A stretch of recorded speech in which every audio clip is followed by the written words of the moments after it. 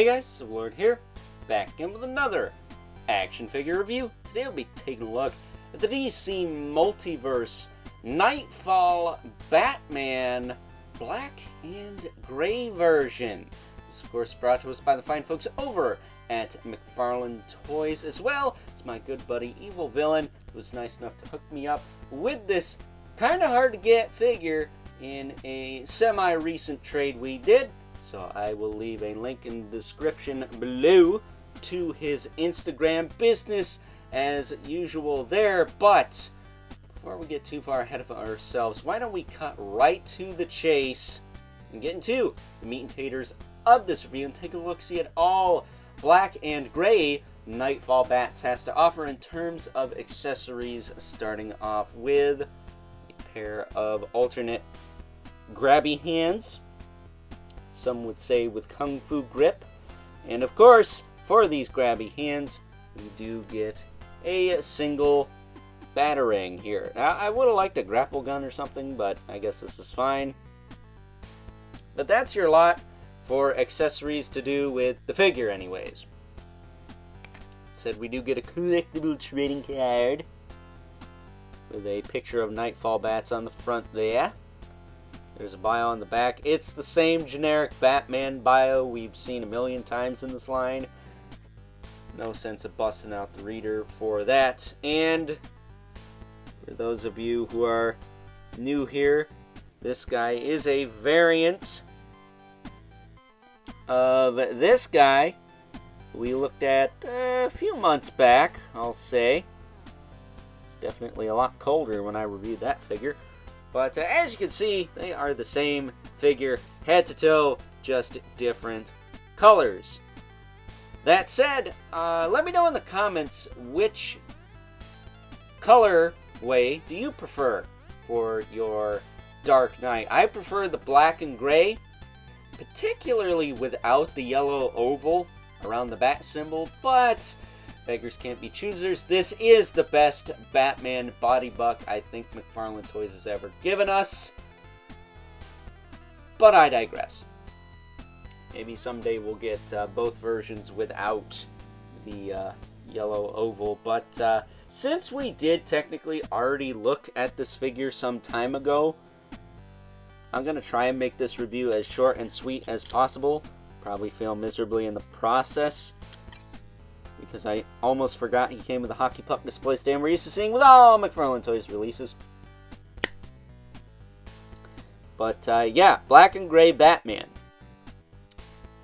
This is easily the best Batman in the line right now, despite the fact I wish he had a wired cape. I said in the Batgirl Target exclusive gold label review I did the other day that I really like how McFarlane does the wired capes. I wish this guy had one. I think he was originally pictured with one, but I don't know what kind of shenanigans they're up to. Hopefully the wired cape is just something that got 86 completely and it's not some kind of stupid platinum chase BS, but either way, I really like this figure and plan to use it with the JLA wave, the Plastic Man Collectabuild wave. At least most of them.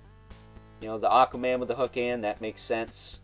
The Plastic Man, that makes sense. Even the electric red and blue Superman, that kind of makes sense too. But I will probably use the Collector's Edition Return of Superman with the mullet and the yoked out body with this Batman, as well as the Walmart exclusive gold label Wally West I looked at the other day, and the Amazon exclusive version of Kyle Rayner that came with Kilowog there, or maybe the Target gold label Kyle Rayner, because I think the Kyle Rayner that comes with Kilowog is pretty uniform with the other lanterns, and kind of just want to have the lanterns together, so I'll probably put the Target exclusive version of Kyle with my JLA. But building up quite a team of 90s JLA, which makes me very, very happy. I like 90s comics very much so, despite the fact I was conceived towards the tail end of that era. We also got that collector's edition Hawkman too, so definitely building up a decent 90s Justice League, and the Target exclusive Martian Manhunter. So yeah, pretty much got them all banged out, other than maybe was Hawk Girl on that team? I'm not 100% sure, but any other female characters? You know, Huntress, that's another one that comes to mind. But yeah, really like this Batman.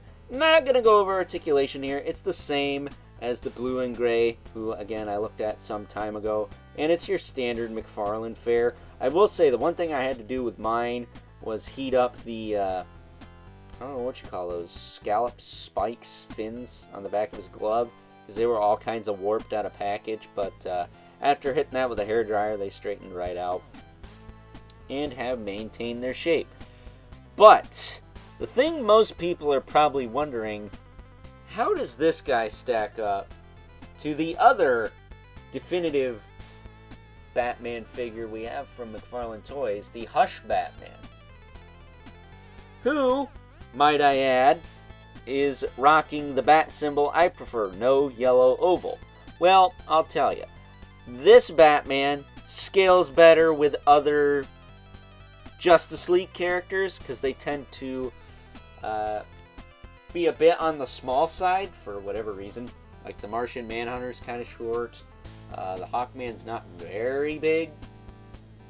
The Plastic Man, not very big. The Aquaman's pretty big. The Superman's pretty big.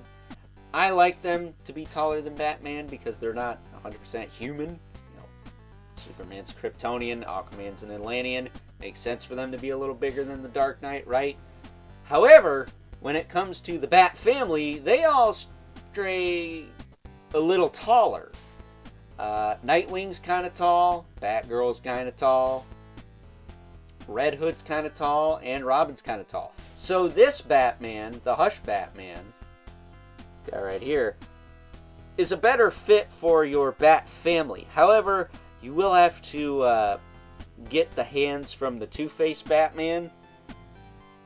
As you can see, he does not have the kryptonite ring, but he does have a little texture on his knuckles there. I don't mind Batman having a little bit of knuckle duster action going on. I think the original Hush figure had a little bit of that on the fist hands at least, so this is fine. It's not too much either. They're pretty smooth otherwise, but the Two-Face Batman came with these fist hands. You can pick up that figure usually at 15-20 bucks. This guy's like 20 bucks usually, so that is that.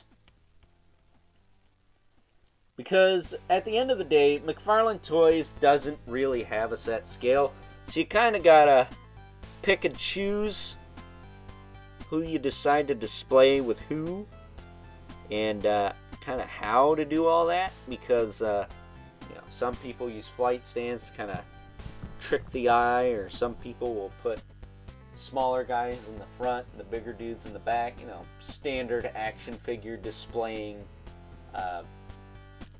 facts and tidbits there. But before we wrap this thing up, told you it was going to be short and sweet. Here's the Mythic Legion's brother Mandibulus, and the size comparison I've been waiting for. Okay, 11 Spawn is about the same height as that 2-pack Spawn, and yeah, this is a much better scale. This Batman is definitely going to work better with your Spawn as well as your Justice League, so I'm very, very happy with this release. I'm glad they made it. I wish it had a wired cape, but, you know, beggars can't be choosers. But being honest, I really wish we could get Knightfall bats, both blue and black, with just the bat symbol without the yellow oval. I think that would look pretty cool.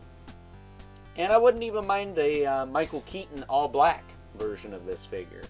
I mean, we got the Three Jokers figure in all black, although I guess that kind of makes sense since that suit was loosely based off the Keaton suit. But either way, I'm going on a tangent here. So with that being said, it's time now that we move right along and wrap things up with some final thoughts.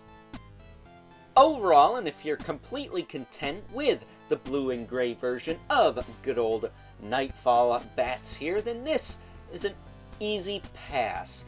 However, If you're like me and prefer the black and gray, or better yet, are trying to complete multiple different teams from the DC universe, then this is a definite must-have, because for me personally, there's space in my collection for both versions of good old Knightfall bats here, because not only do I like this figure that much, does that mean I have a problem?